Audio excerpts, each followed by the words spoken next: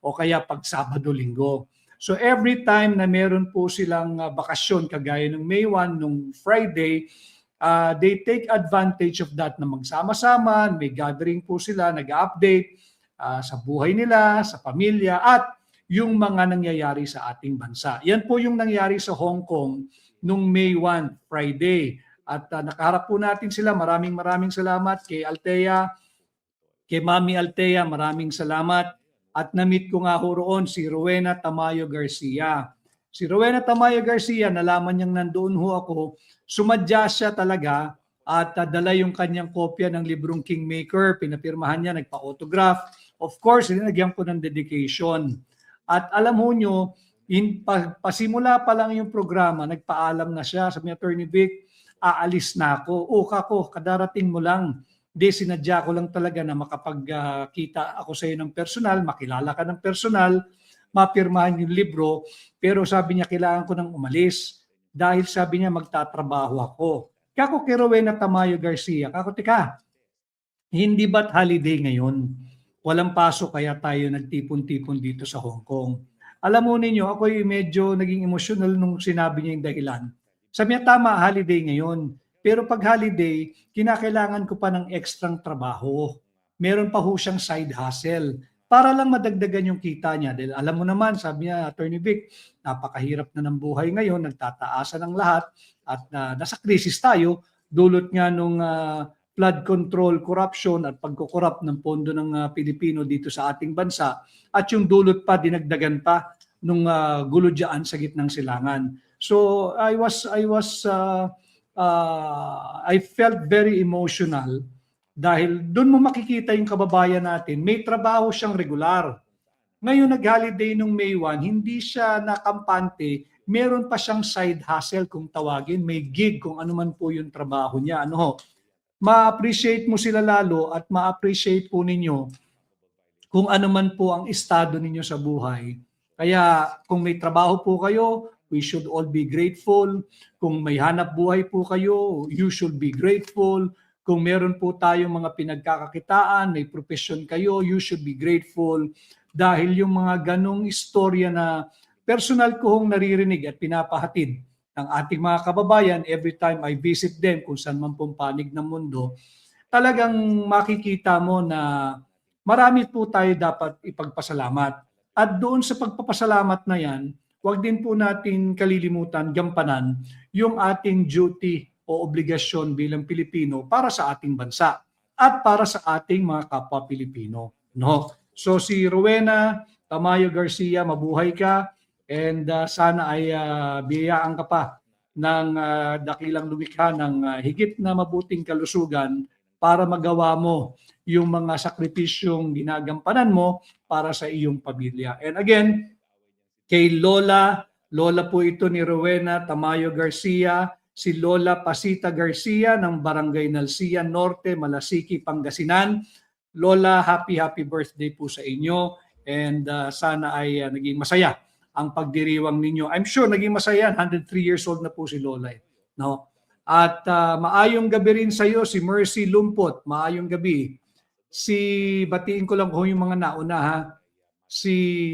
At Silva Alfaro, at Cheryl Balyena, at Rose NV, at John Misanes, at Ayen, been waiting since 5 p.m. Sorry, late na nga, umamin na nga eh. Sorry, late tayo, galing tayo sa trabaho.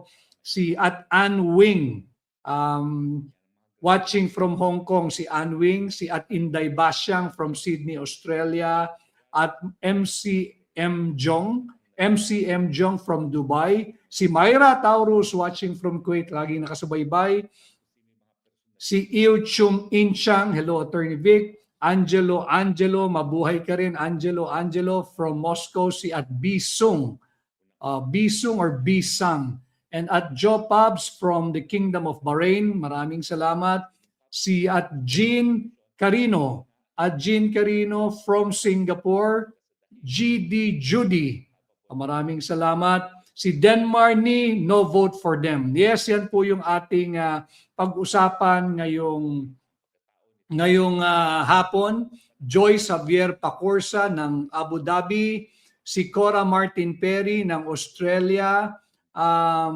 si Leira W. Aloyra. Maraming salamat, Leira. Maraming salamat at aasahan ko ang patuloy mong aktibong suporta. Si Mirasol G. Javier. Mirasol G. Javier, pa-shoutout po attorney OFW ng Jeddah. Mirasol Javier ng Jeddah, mabuhay ka ma'am. At si Jmar, watching from Taguig. At Rose Basa, magandang hapon din sa iyo. Si Eckhard Nidge or Jing. Jing Grace, ito binaliktad eh. Jing Grace, watching from Brisbane. Maraming salamat. Ating pong pamagat ngayong hapon ay no vote sa pro-impeachment. No vote sa pro-impeachment. Ito na po yung ating maigting at tumitining na panawagan at sinusundan na rin ng ating mga kababayan. Alam mo ninyo, may posting po tayo kaninang umaga na ang ating inflation rate for the month of April ay 7.2%. No? 7.2% ang inflation rate natin para sa buwan ng Abril. Nung March ho ay 4.1. So nakita ninyo yung laki ng talon. March 1, 4.1. Tumaas po yan dahil nga nagsimula yung problema, yung gulo diyan sa gitnang silangan noong February 28. So naramdaman natin yung unang bugso na unang dagok ng epekto ng pagtaas ng produktong petrolyo nung buwan ng Marso, naging 4.1. Pero yun po ay hindi pa talaga makikita o hindi pa naisasalarawan yung tunay na naging epekto ng problema sa gitnang silangan. Ngayon pong lumabas yung figure ng April inflation rate, naging 7.2 na po ito. Tumaas siya ng 3.1%. At hindi pa po natatapos yan dyan. Sapagkat hindi pa naman po bukas yung tinatawag nating Strait of Hormuz. Yung dinadaanan po ng mga barko na naglalayag, may dalang produktong petrolyo o kaya po yung mga byproduct ng petroleum products, pati po mga tela, gawa din po yan sa byproduct ng langis. So ramdam na natin ngayong Abril yung tama talaga ng problema sa gitnang silangan. And yet, ang ating inflation rate ay 7.2% for the month of April. Ano ang nagiging tugon lang o naging tugon ng kasalukuyang administrasyon? Kakarampot na ayuda. Hanggang ngayon, hindi nila pinakikinggan ang panawagan ng mga naglalakihang business organization, naglalakihang business groups. Kagaya ng PCCI, yung Philippine Chamber of Commerce and Industry, nandiyan na rin po yung ECOP, yung ECOP, yung Employers Confederation of the Philippines. Ito yung malalaking grupo ng mga negosyante, mamumuhunan at investors na nananawagan pansamantalang suspindihin ang VAT sa produktong petrolyo. Sapagkat dito, across the board po yung magiging benepisyo. Magiging benepisyo sa lahat. Hindi lamang po yung ginagawa na palliative measure ng pamahalaan o yung band-aid solution na ayuda. Hindi naman po kayang bigyan ng pamahalaan ang lahat ng tao ng ayuda. Ito nakita na natin yung epekto nung wala pong direksyon ang kasalukuyang administrasyon.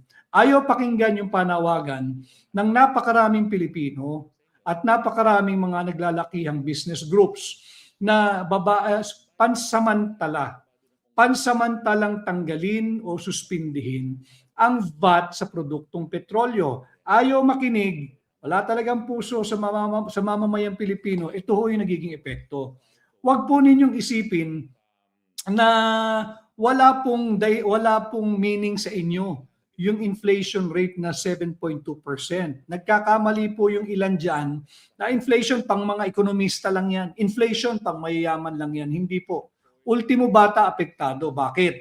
Pagka may inflation rate na ganyang kataas at wag naman, baka higit pa pong tumaas yan ngayong buwan ng Mayo, kasi simula pa lang po natin, hindi pa rin natin wala pa rin pong malinaw na resolusyon diyan sa problema sa gitnang silangan. Ano?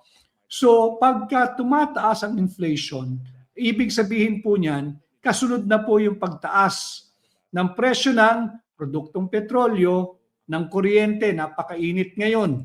So yung konsumo natin ng kuryente, doble. Pag kumonsumo ka ng kuryente doble at nagtaas po ang singil ng Meralco, halimbawa dito sa mga service areas ng Meralco, tataas din po yung inyong bill, yung monthly electric bill. Kasunod na po niya ng tubig, ang internet, ang bigas, ang pagkain, ang karne, ang baboy, ang gulay. Bakit? Lahat po yan. Yung mobility nila, yung logistics, gumagamit po ng produktong petrolyo yan. Gasolina ka man o krudo. Kaya lahat po tayo ay apektado dito sa napakataas na inflation rate for the month of April na 7.2%. Dagdag nyo pa ho dyan. Pag may inflation, lumiliit po yung purchasing capacity ng ating piso. Di ba? Ang piso kontra dolyar, kanina po intraday trading, umabot po ng 61 pesos and 70 centavos ang halaga ng isang dolyar. Ano, ang $1 ang katumbas niya ay 61 pesos and 70 centavos. And I had some readings na pag nagpatuloy pa ang 3 buwan ang pagsasara ng Strait of Hormuz at hindi pa talaga natapos yung problema sa gitnang silangan, ang piso po natin ay maaaring umabot kontra dolyar ng 63 pesos. Ano? Very modest estimate na po yun, 63 pesos. Ano ibig sabihin? Habang paliit ng paliit yung halaga ng piso, nawawalan po tayo ng balor. Yung inyo pong sahod, hindi mo naman masisirin yung mga employer, wala rin silang pagkukuhaan eh. Nais man nating itaas ang kanilang sahod, wala pong umiikot na opportunity, economic activity, economic opportunity para matugunan yung pakiusap naman ng mga manggagawa, ordinaryo manggagawa na magtaas ng sahod. Ano?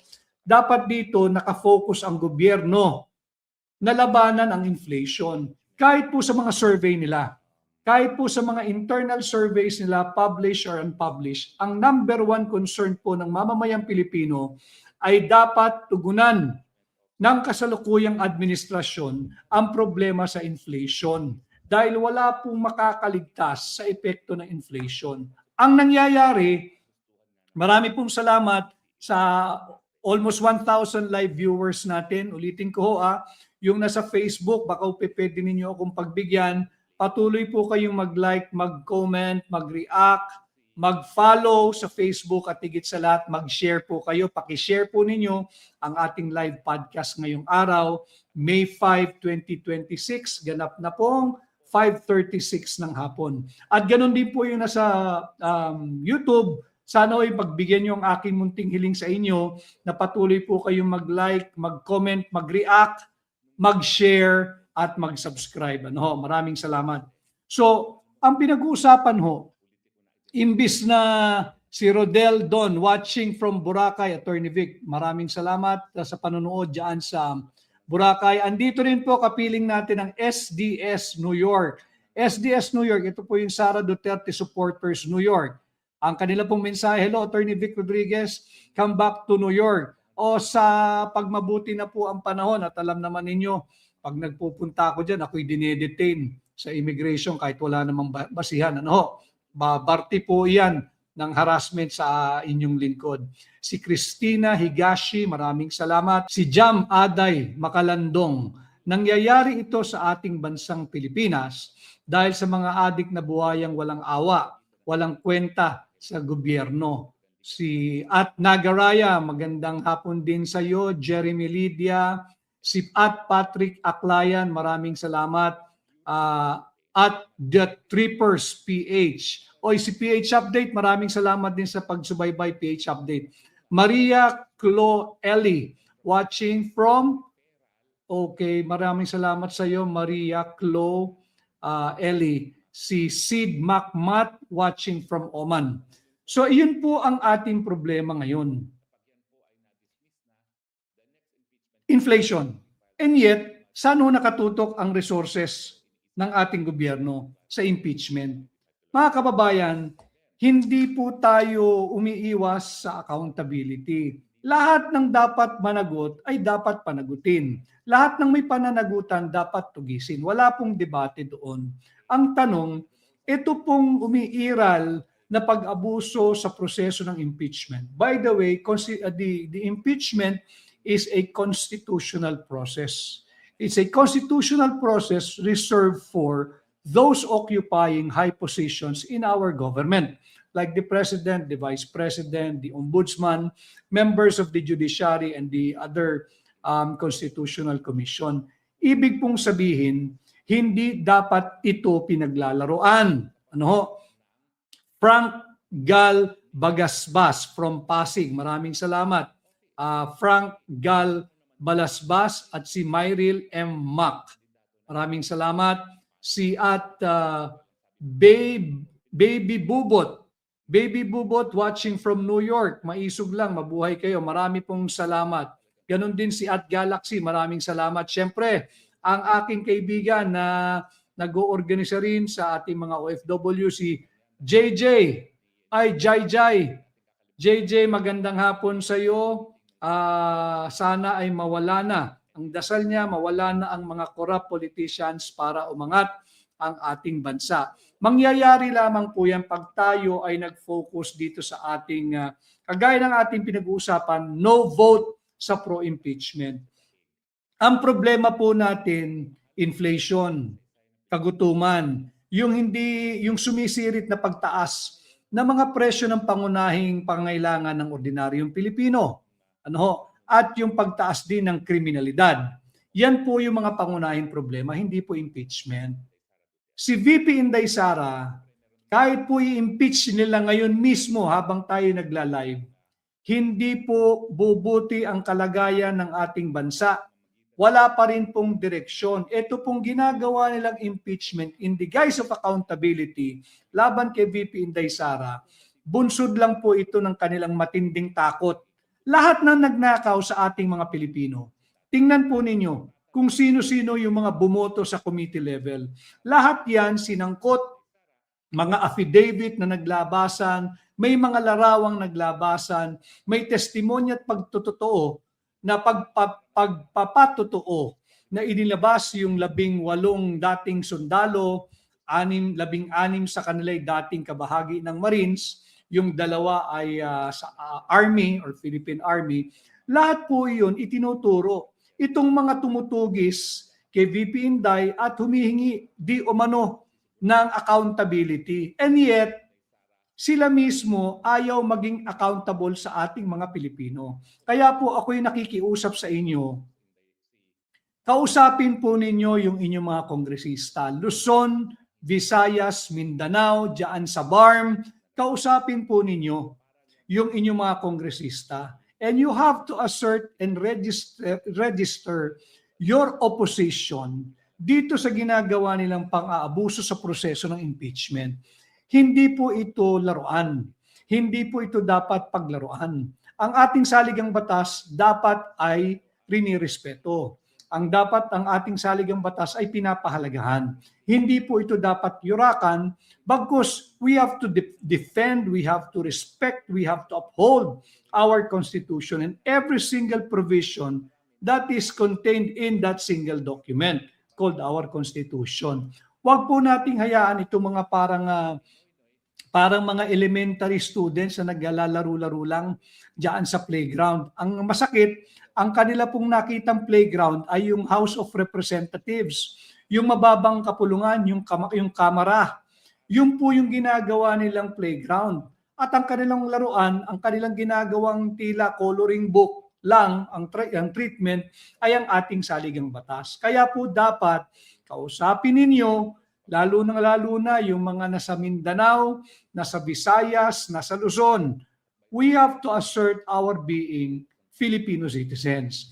Ayaw natin sa impeachment dahil hindi naman totoo ang mga nakalagay doon sa mga mali-maling bintang o allegation laban kay VP Inday. Tingnan po ninyo, sariwain natin uli. Linabas nila yung kanilang star witness, si Ramil Madriaga. Yung sariling affidavit ni Ramil Madriaga, ang dami na pong butas doon.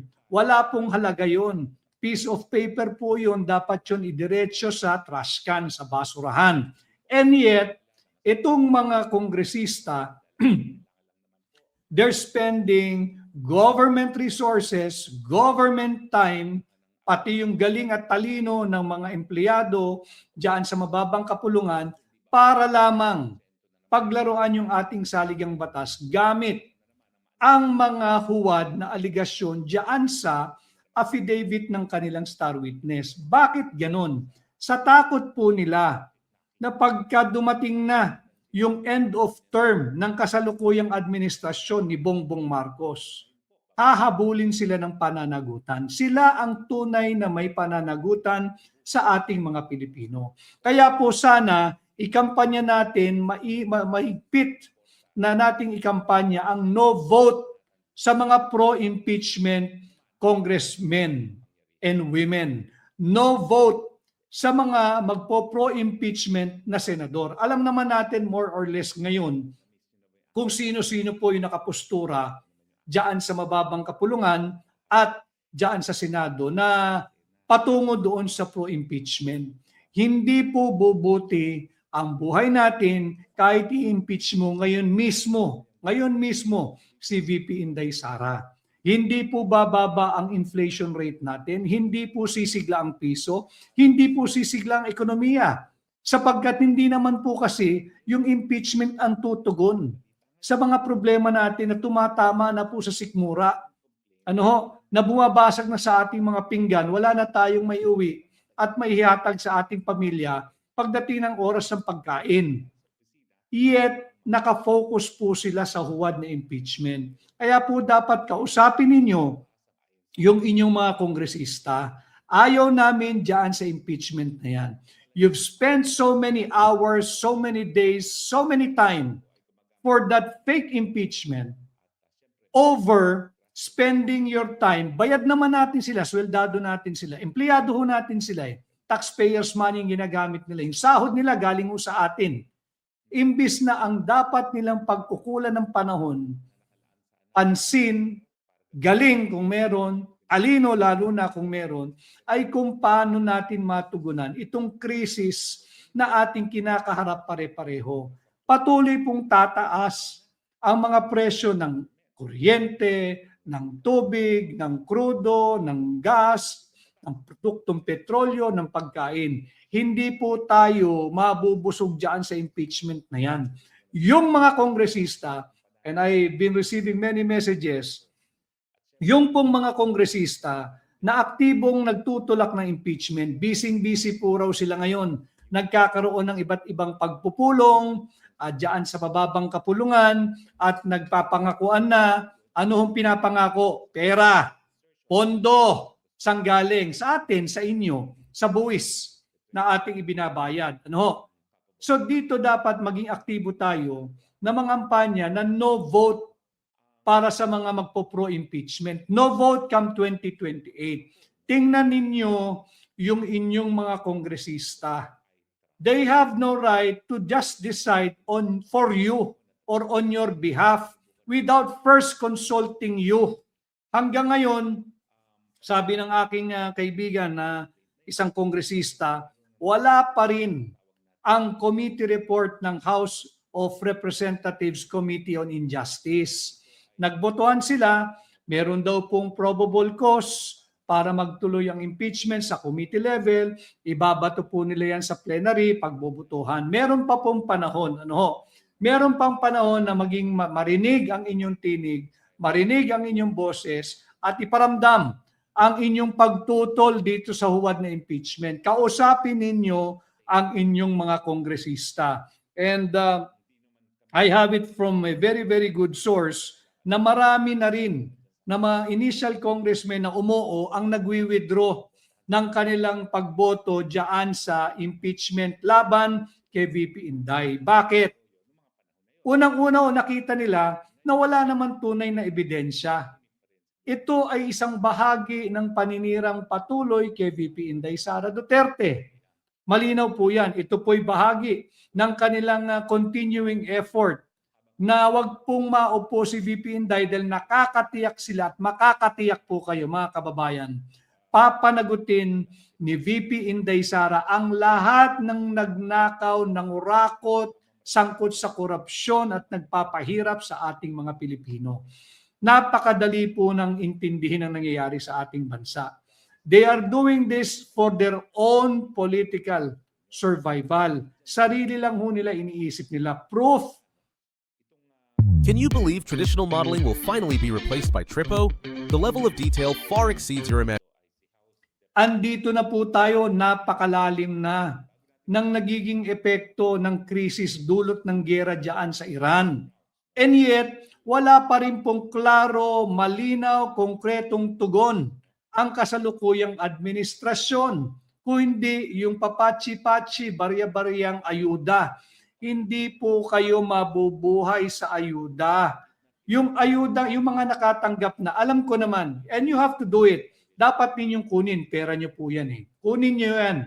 Pero alam ko naman na malinaw sa mga nakatanggap ng ayuda na hindi naman nila interes ang ayuda. Ang hinihingi ninyo ay opportunity, patas na oportunidad. Huwag ho tayong pumayag. Nasasalaulain nila, uunahin pa itong huwad na impeachment kesa sa issue ng inflation. Yan po ang issue natin, inflation, kagutuman, kriminalidad, at syempre ang walang katapusang korupsyon at kurakot.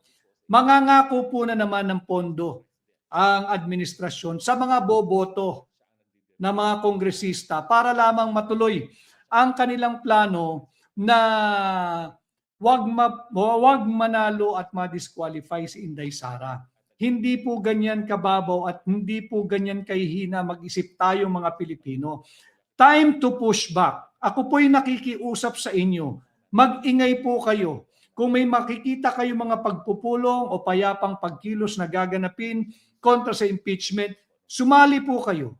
Magsalita po kayo sapagkat hindi po ito ang tutugon sa problema natin sa pagtaas ng presyo, sa kagutuman, sa kriminalidad, pagbalik ng droga, kurakot, korupsyon na nangyayari pa rin ngayon sa ating bansa. Si Chino Mirabueno, maraming salamat from Los Angeles. Awesome meeting you here in LA. You're super cool. Maraming salamat, Chino Mirabueno. Maraming salamat. Si Benido Pepito, solid kami, babantayan namin ang mga buhaya. Maraming salamat. Si Johnny Docto, good afternoon. Johnny Docto, solid maisog, solid VP Inday. At ikaw ang number 1 senador namin, Attorney Vic Rodriguez Maisog. Marami pong salamat. Si Cheryl Abud, maraming salamat. Albi Donaire, maraming salamat. Si Chris Tejada Cabrera DLC watching from Tibuli, South Cotabato. Meron din tayo si at JB Balyon at JB Balyon. Mabuhay Attorney Vic watching from Madrid, Spain. Si Susan Trajano watching from Japan. Si Maya Olaso watching from Pagsanhan, Laguna. Ganon din si Alina C. Laurino from Mandaue City. Maraming salamat. Si shout out from Maisog, Kuwait or for Maisog, Kuwait, si Myra Taurus. Maraming salamat. Si Jacob Geraldine watching from Taiwan. Si Derama, more power, attorney, God bless you. At si Arlene Perez, maraming salamat. At marami po salamat sa mahigit na nating 1,000 live viewers. At nais ko rin pong batiin ang aking kapwa Tomasino from UST Law School po siya, ang galing at batang-bata na konsehal ng Malolos, Bulacan, si Konsehal JV Vitug. I met him kanina, JV Vitug, Konsehal JV Vitug ng Malolos, Bulacan. Mabuhay ka. At siya po'y nasa 3rd year, kahit siya'y konsehal na ng Malolos, Bulacan, patuloy pa rin po siyang nag-i-improve ang kanyang sarili para makapagsilbi pa ng higit sa mga mamamayan ng Malolos, Bulacan. Siya po ay 3rd year law student ng University of Santo Tomas, kapwa ko Tomasino. Hi JV, Consel JV Vitog ng Malolos, Bulacan, mabuhay ka. At sino pa ba? Ang dami pa, maraming salamat. Si Ekner Prudencio, shout out po DGRP Riders. DGRP Riders, mabuhay kayo, maraming salamat. Si Marcy LP watching from Cotabato City. Marinig ko rin po sana yung inyong stand or tindig dito sa ating topic ngayong araw na no vote sa mga pro-impeachment pagdating po ng 2028. I-assert po natin yung ating karapatan, yung ating pagiging Pilipino. Huwag po tayo magiging timid. This is the time to have your voices be heard by your representatives. Kausapin ninyo. Maaring mahirap pong hanapin si congressman o si congresswoman. Subalit may mga social media pages naman kayo. Maglagay po kayo doon ng art card or ng code card. Sabihin ninyo, halimbawa, ako ho kasi sa aking distrito dito sa Quezon City, wala naman ho akong problema, so hindi ko ho kinakailangan ilagay sa aking Facebook page na Torny Jesus Bongsuntay, Congressman ng 4th District ng Quezon City. Gusto kong malaman mo na ako ay no to impeachment deal. Dahil mismo ang Congressman po ng 4th District ng Quezon City na si Bongsuntay, yan po yung aking distrito dito sa Quezon City, ay laban dyan sa huwad na impeachment. Yung mga kababayan, yung mga nanonood po ngayon, kung sa tingin ninyo na hindi pa ho decided o tila hinahatak papuntang yes vote dahil sa pressure ng Malacanang, dahil sa pangakong pondo, AIX, AKAP project, flood control projects, kausapin po nyo, kung hindi nyo mahanap ang inyong kongresista o kaya busy din ho kayo, hindi lang naman mas busy ho tayo kaysa sa mga kongresista mag-post po kayo sa inyong social media page. Ilagay po nyo ron yung pangalan ng inyong kongresista at i-register po ninyo ang inyong stand na no to impeachment para po malaman ng kongresista ninyo na napakarami pala sa inyong distrito, saan man po ang inyong distrito, na ayaw dito sa huwad na impeachment. Lagay po nyo doon ang inyong freedom wall po nyo yan Yan pong inyong social media page, freedom wall po nyo yan. For as long as you're not violating any cyber libel or libel laws, you are free na maglahad po ng inyong saloobin dyan. Bahagi po ito ng ating constitutional guarantee ng free speech. So, gamitin po ninyo, mangampanya po tayo, ipaalam natin sa mga kongresista, saan man po kayong distrito, Luzon, Visayas, Mindanao, BARM, gamitin po ninyo ang inyong social media pages, sa Facebook, kung ano man po meron kayo, ilagay ninyo na ang stand ninyo ay no to impeachment. And we will not vote for those who will vote for this fake impeachment come 2028, whether be kongresista sila o senador sila. Kinakailangan po lumaban na ang mamamayang Pilipino. Hindi lang po ito kasi usapin patungkol kay Inday Sara Duterte, hindi po Dito po talagang pinagluloko na tayo Imagine ninyo na ang star witness na ginagamit ng mababang kapulungan isang convicted criminal. Kidnapping lang naman ang kaso nun. Small time, hindi ba? Tapos lahat ng linalaman ng kanyang affidavit, panay po kasinungalingan. Diniskurso na po natin dito yan. Yung kanyang aligasyon na si Lin tumanggap daw siya ng 175 million pesos mula mismo kay Lin.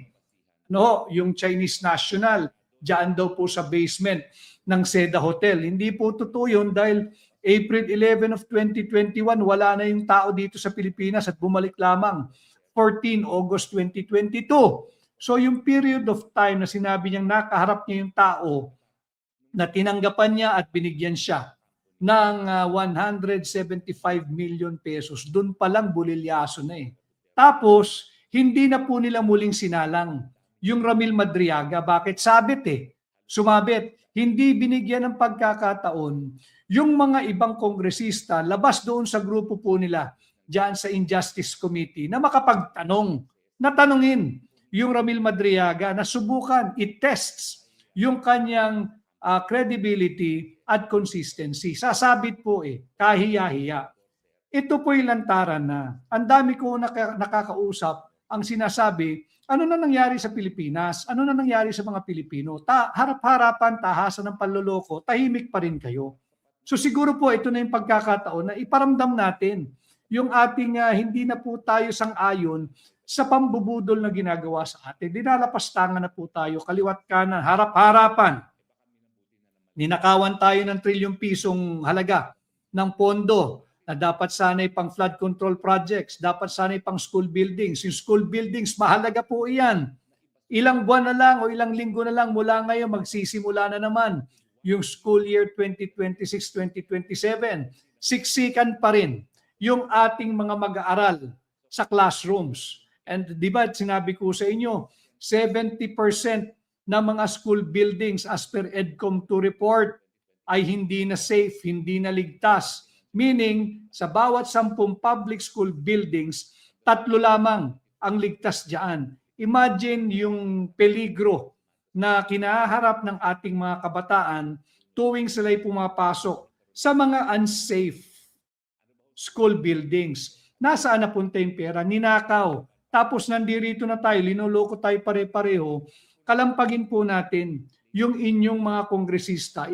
Iparamdam po nyo, register po ninyo na hindi kayo sang-ayon dito sa huwad na impeachment, inuubos lang po ang pera natin. Ano? Hi Rose, maraming salamat at kay nanunood, maraming salamat.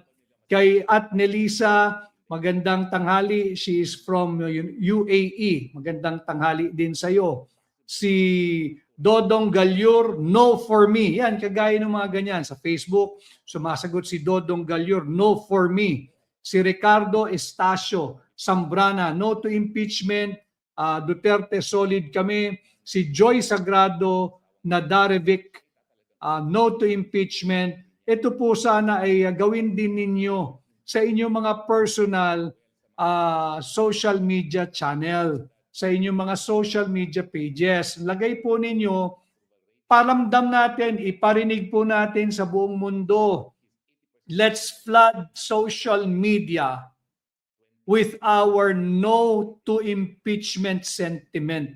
Ilabas po natin ito. Iparamdam natin may panahon pa ho. Dapat ang pinag-aaksaya ng panahon ng pamahalaang ito ng Marcos Jr. administration na ito, hindi po yung pagpapakulong sa mga kritiko, hindi po yung pagpapakulong sa mga kagaya ng mga broadcaster na si Jason Sa at buti na lamang na-rectify. Talaga pong mare-rectify yun. Napaka-lame excuse yung sinabi na hindi nabasa, nagkamali lang daw yung template. Still makikita mo doon. Ang warrant of arrest ay hindi ordinaryong papel. Ang pinag-uutos po ng isang warrant of arrest ay ang pagdakip at pagkulong sa isang tao. At pag kinulong mo ang isang tao, you deprive him or her of his or her liberty. Therefore, bago ka pumirma riyan, bago mo ilagay ang pirma mo sa ibabaw ng iyong pangalan, dapat masusi mong pinag-aralan yung buod, yung sinasaad ng warrant na yan.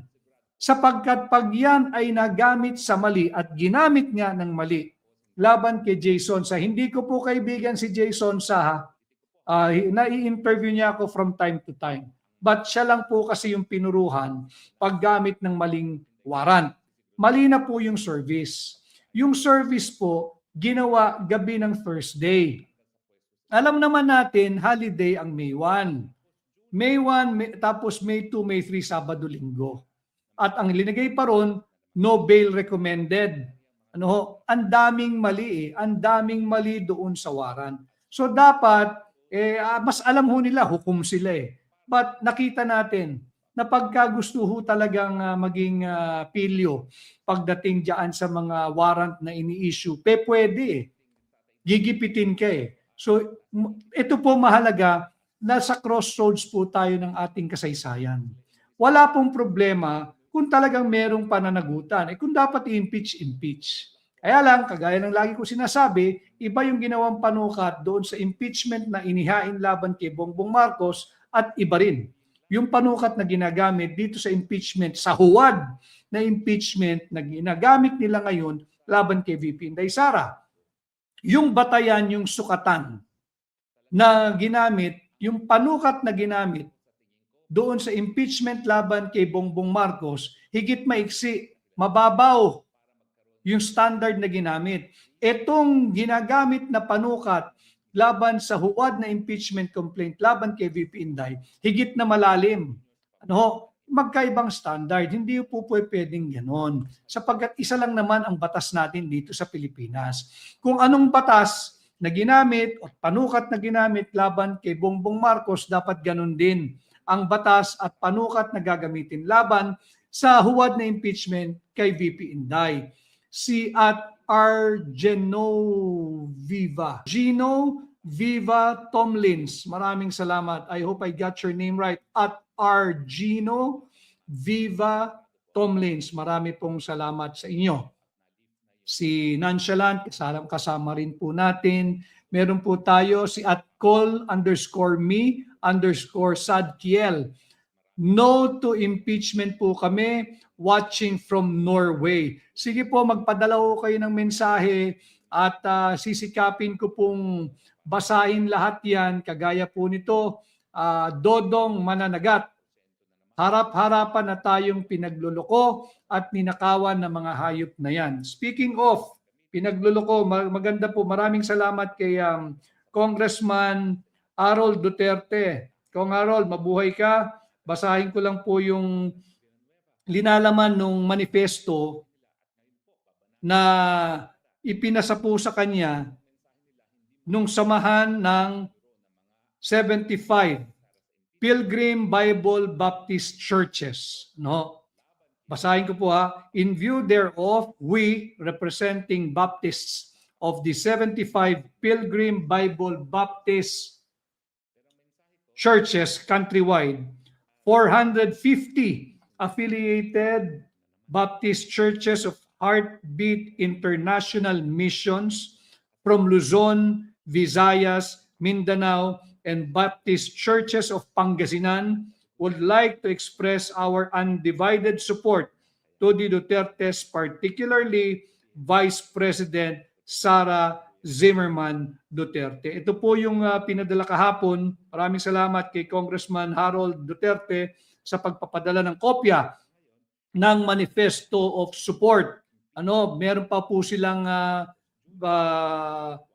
Bible verse dito, yung Psalm 11 verse 3. If the foundations be destroyed, what can the righteous do? Malinaw po yan. At meron pa po sila Proverbs 29 verse 22.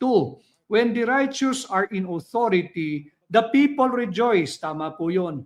But when a wicked man rules, the people groan. Tama po yun. Pagka po nasa tamang katinuan ang namumuno, masigla at nagdiriwang po ang pinamumunuan niya. Pero pagka baluktot ang pag-iisip at pag-uugali ng mga namumuno, talaga pong malungkot at subsub sa lugmok ang mga pinamumunuan. Ito po ang nangyayari sa ating bansa. We cannot pretend that nothing unconstitutional is happening in our midst today. Huwag po tayong gano'n. We cannot be indifferent. Kaya po kung nakikiusap, actively, mangampanya po tayo. No vote po tayo sa mga boboto sa fake impeachment laban kay VP Inday. Sana ho ay pag-isipan ninyong mabuti. Hindi po buti ang buhay ninyo kahit impeach ng House Committee on Injustice si VP Inday Sara ngayon mismo.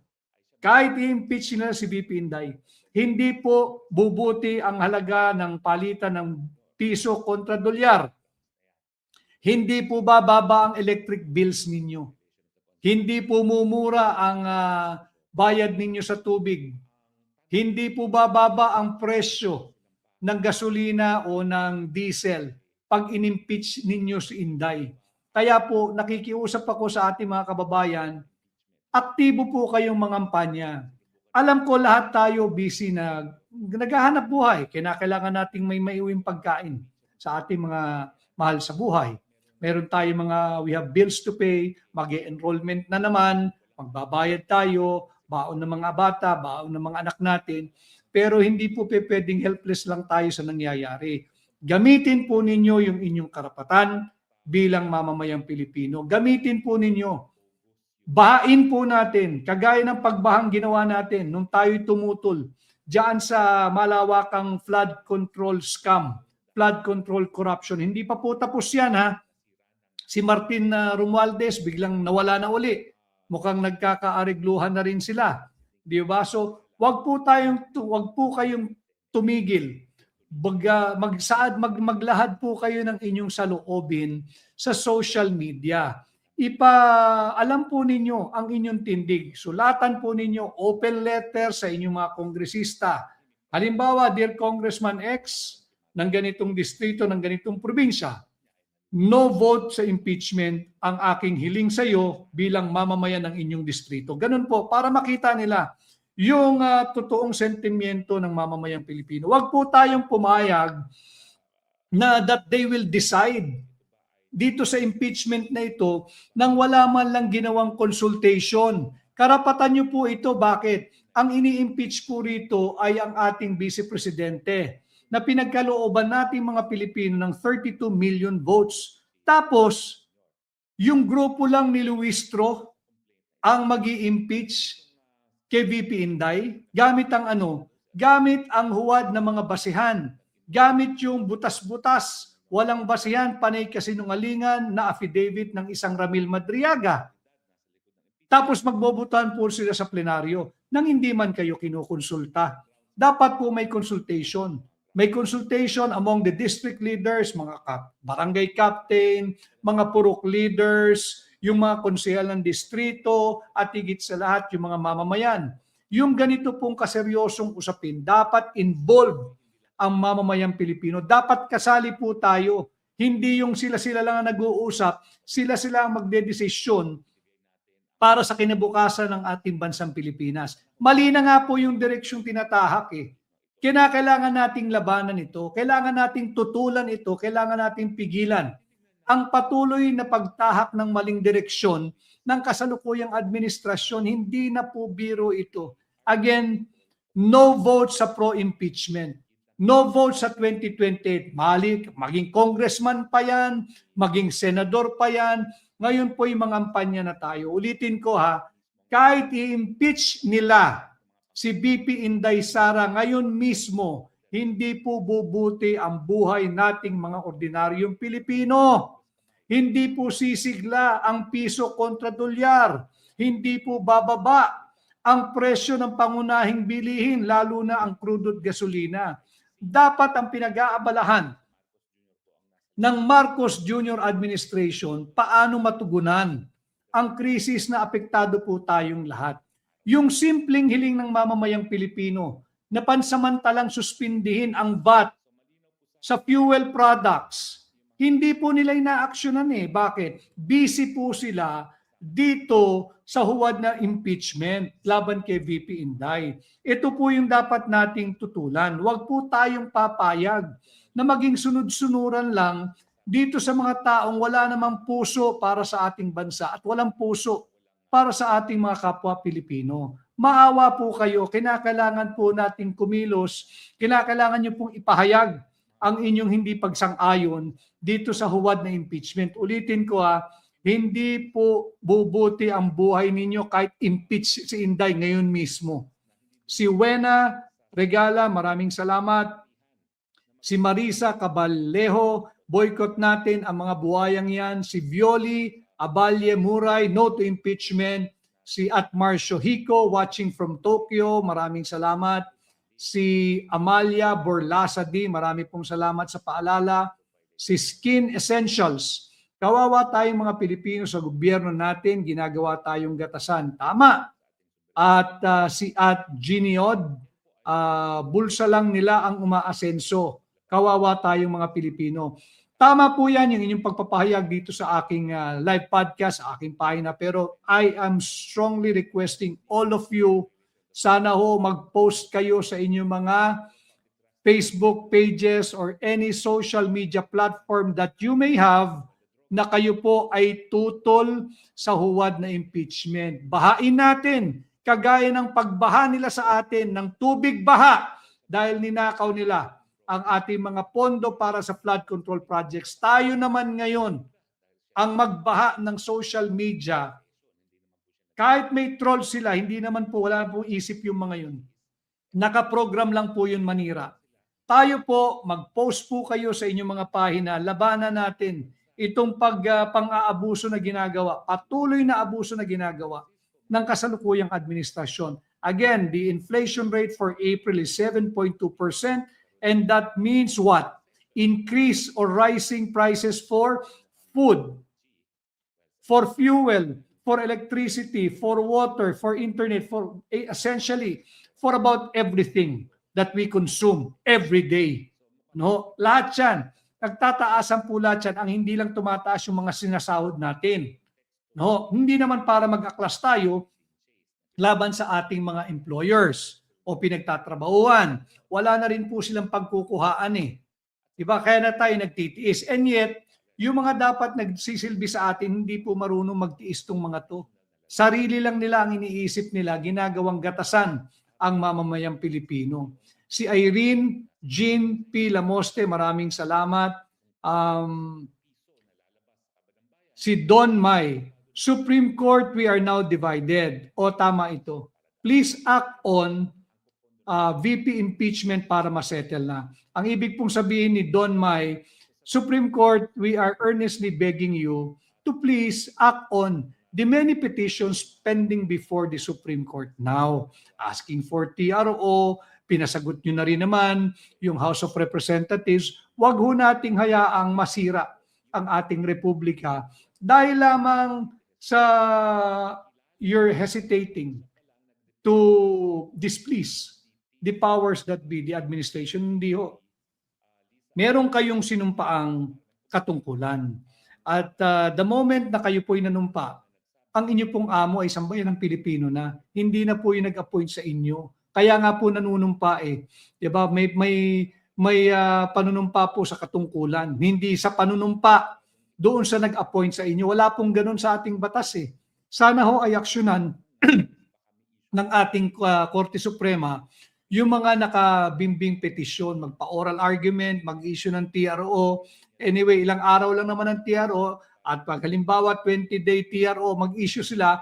During that 20-day period, mag-conduct ng oral argument at madesisyonan na agad kung tama bang ituloy o unconstitutional ba o constitutional itong ginagawang proseso ng impeachment laban kay VP Inday Sara Duterte. Speaking of Duterte, si Maria Fema Duterte, magandang gabi, maraming salamat, lagi ka rin nakasubaybay.